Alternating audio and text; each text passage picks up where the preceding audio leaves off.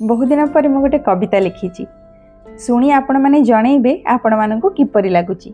कवितार शीर्षक हेउची मगुसुर आसिलाणी। शीतर लहरी देलाणी काकर बिंदु जमिलाणी।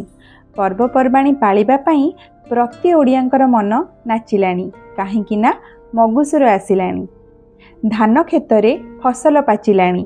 फसल देखी चासी मन खुशी रे हसिलाणी काहेकि ना मगुसुर आसिलाणी। बजार रे नाना प्रकारर परिबा मिलिलाणी।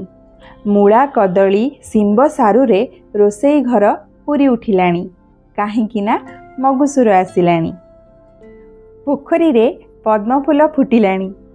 धान केंडा गेंडु फूल मिलिलाणी काहेकि ना मगुसुर आसिलाणी। गोबर रे घर द्वार लिपा हेलाणी। चाउल बटारे झोटी चिता लेखा हेलाणी काहेकि ना मगुसुर आसिलाणी। विष्णु पाटराणी आसिबे बोली लक्ष्मी पुराण गीत बाजिलाणी। झुणार महकरे शंख हुलहुली पड़िलाणी काहेकि ना मगुसुर आसिलाणी।